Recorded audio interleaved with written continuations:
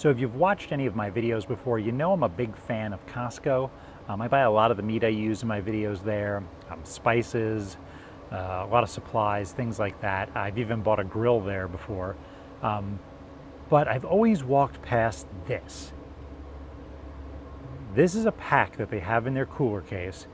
It's 2 racks of spare ribs that are pre-seasoned. Costco comes up with the rub, they put it on there, it sits in there for couple days, and if they don't sell, I guess they get rid of it. But I've always wondered, are they any good? So today we're going to find out. This is Dave's House of Barbecue. I'm Dave. Welcome home.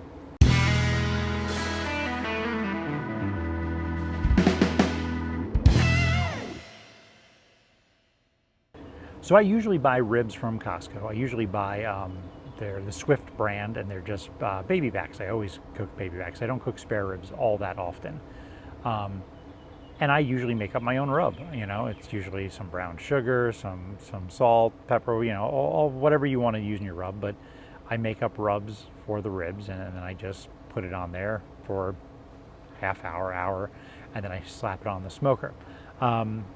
These come predetermined from someone at Costco. I have no idea whether this is a pre-made rub from some other company. When I look at the ingredients, basically it says there is less than 2% of salt, and then it says spices, and then in parentheses dehydrated red pepper or red bell pepper, garlic, and I think onion powder on there is what it says. So is that all the spices, or does spices just cover some? I don't know, but basically it's a salt, garlic, onion with a little bit of paprika or some sort of red pepper in it as well, and that's what's on it.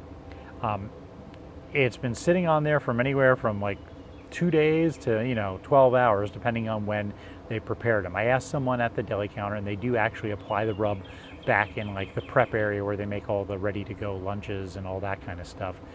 They do it right there, and then they shrink wrap it and put it in the case. So it is made at your local Costco. I've always wondered if they taste any good. So here's what the process is going to be. I'm going to be using my Weber sear wood back here. It's got a smoke boost mode, which it basically puts the grill at 180 degrees and puts out a lot more smoke. I'm going to basically bombard these with smoke for about an hour and a half. And then after that, I'm just going to cook them until they pass the bend test, and I'll cook them at 250 degrees. The bend test is just when you hold them up with a pair of tongs. If it starts bending and they start kind of splintering apart, that's when I know I'm done.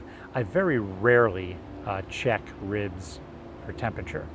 Basically, I'm looking for 2 things. The bend test, which I just said, and I'm looking for the meat to pull back on the bones. When the bones start sticking out about anywhere from a ½ inch to an inch, you know they're done. The meat is shrunk up, the moisture has kind of evaporated a little bit, and they're ready to go. So 180 degrees for an hour and a half, 250 until they're done. And then we'll just see how they are. This is going to be a short video. The bark color actually looks really good on these. That's a combination of the smoke and the seasoning. It gets a nice dark red mahogany color, which really always looks great. Now, I'm not putting any sauce or anything on these. We're just going strictly rub and strictly smoke. I'm not wrapping them. I'm not covering them with butter, nothing like that. This is just ribs, smoked, barbecued. That's it. I'm not putting sauce on it. I'm not a big fan of barbecue sauce on my ribs anyway. Sorry to all you people that love barbecue sauce on your ribs.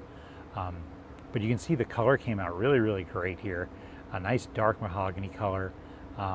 Everything seemed to rendered really well. Let's see when we slice into it here. You can see actually decent little bit of a smoke color on there. And then let's go for the taste test now. Yeah, they have a really nice taste, really good flavor. I taste the pork coming through really well, but it definitely is seasoned strong. It gets penetrated the meat, and that salt is down in there, and the spices are in there as well. I wouldn't be ashamed to serve those to guests.